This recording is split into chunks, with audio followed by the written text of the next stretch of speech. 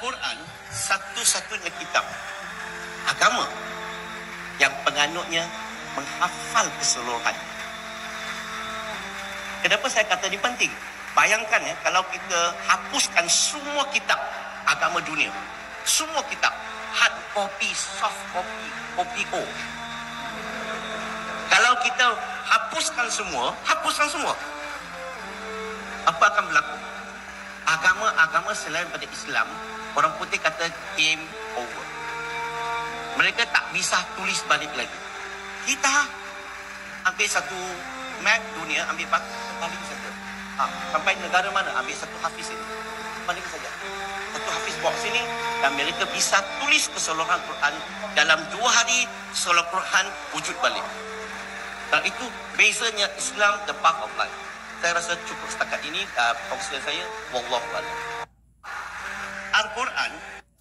Haya, ada santri dari Tiongkok bahasa Melayu mau hapuskan seluruh Al-Quran. Saya hanya minta 300 ayat Quran hapus saja. Karena ayat-ayat itu, Quran itu sendiri, itu tidak benar, tidak bagus untuk hidup di dunia. Kenapa harus dihapuskan semua? Karena Al-Quran dihafal oleh semua orang. Apakah Anda tidak tahu bahwa agama Islam itu semua bermusuhan dengan agama mana-mana? Tak ada benar itu agama. Semua Islam dengan Hindu, tidak suka. Islam dengan Kristen, apalagi. Islam dengan Yahudi, itu di Palestina. Islam dengan Buddha, Islam dengan apa saja. Bahkan sesama Islam, itu tidak pernah ada yang bagus. Itu Yaman dengan Arab Saudi tidak pernah habis. Itu sudah 1 juta orang ngek semuanya. Itu orang Yaman dihabisin oleh sesama Muslim. Ini bukan masalah hafal Alkitab, bukan hafal kitab suci. Ada pula Ustadz Mata Sipit. Kau bikin provokasi ya. Pak Kiai Mata Sipit. Macam mana kamu Kiai Mata Sipit? Tidak bagus kamu, ha? Coba bicara yang bagus. Saya hanya 300 ayat. Saya tidak minta hapus semua.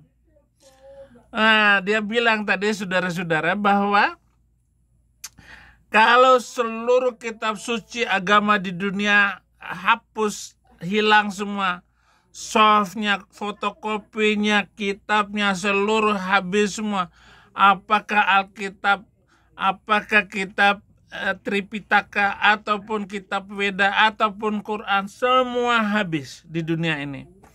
Katanya Al-Quran dalam 2 hari muncul lagi. Kenapa? Karena Al-Quran itu dihafal oleh banyak Muslim. Murid saya di pesantren dulu 150 santri hafal Quran. Memang diakui, dihafal. Al-Quran itu hanya syair-syair, hanya deklamasi saja. Bukan benar-benar isi kebenaran di dalamnya.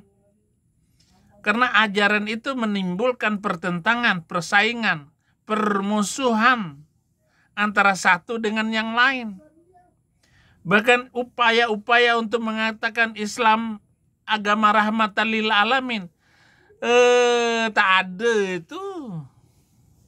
Mana ada agama rahmatan lil alamin? Ulama itu adalah warasatul anbiya. Ulama adalah pewaris para nabi. Nabi siapa yang diwarisinya? Mewarisi kejahatan nabi? Iya. Maka ulama-ulama itu tidak pernah damai, tidak pernah bisa memberikan pencerahan kepada non-Muslim di mana dia berada. Misalnya Islam di Malaysia pun tak ada yang bagus di Malaysia, nggak ada yang baik. Nanti Sarawak mau berdiri negara pisah dari Semenanjung. Orang Sabah pun sama, pisah aja.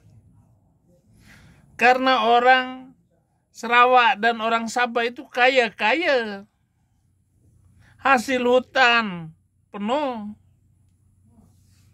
Orang Sarawak masih pakai paspo kalau ke Semenanjung. Macam mana kamu, Ustadz Kiai mata sipit?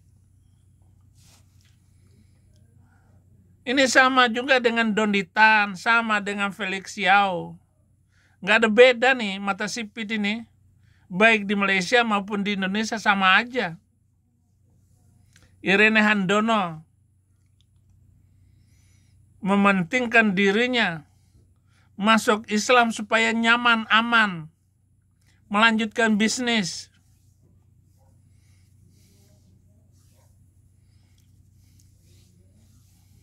Citato,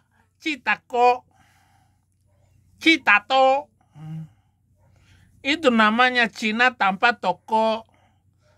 Nggak punya toko Donggitang. Sama juga dengan Felix Yao, nggak punya toko. Dia pakai agama untuk narasi. Bahkan lebih pintar dia, lebih hebat dia di dalam menjelaskan Islam daripada yang lain. Harus dimengerti, saudara-saudara. Ulama Cina Indonesia ini harus dipangkas. Donditan hanya bahas Alkitab, tidak ngerti Al-Quran. Pucitao. Ngaco ini semua. Si Cina-Cina ini, mu'alaf ini. Saya sangat rasialis kalau ngomongin mu'alaf ini. Mu'alaf mata sipit.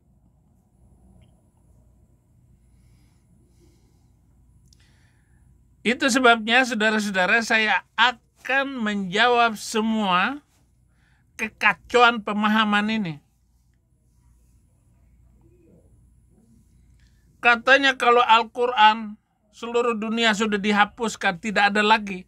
Masih ada Muslim yang hafal Al-Quran. Dalam 2 hari wujud semula. Akan ada lagi. Tetapi kalau Alkitab itu bingung semua orang, Hindu, Weda, tidak akan ketemu lagi kitab sucinya. Kata dia tadi, kamu tidak tahu betapa jahatnya kitab suci itu. Dan kitab itulah yang membuat seluruh Muslim tidak disukai oleh 4.000 agama di dunia ini. Dia ada di mana-mana, nggak diterima. Pergi kemana, nggak disuka. Dia pergi ke Eropa, diterima di Eropa. Mereka hidup aman di negara Eropa. Dia tidak bisa tinggal di negerinya sendiri karena hukum syariatnya sendiri. Negaranya kacau. Tapi begitu ada di Eropa, ada di Amerika, ada di Australia, mau melaksanakan hukumnya sendiri. Mau menggantikan undang-undang negara menjadi syariat Islam. Nggak waras, nggak ada otaknya.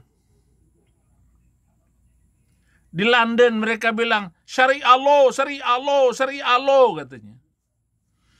Maksudnya hukum agama, hukum syariat katanya. Nggak sadar, datang ke Eropa, datang ke Australia. Mau ganti hukum Australia. Ini jahat sekali ini Muslim ini. Ya kalau kabur ya sudah kabur. Jangan sok-sokan. Kalau di Indonesia berlaku syariat Islam, habis sudah. Papua merdeka sendiri. Kalimantan berdiri aja negara sendiri. Minahasa, Toraja berdiri sendiri. Suruh Makassar aja yang menjadi negara Islam. Mau memberlakukan hukum syariat Islam. Itu hukum abad ke-7 sudah tidak pantas lagi diberlakukan bagi zaman sekarang. Nggak akan ada manusia, bangsa, suku, budaya yang mau menerima Islam. Ini saja saudara-saudara, Tuhan Yesus memberkati.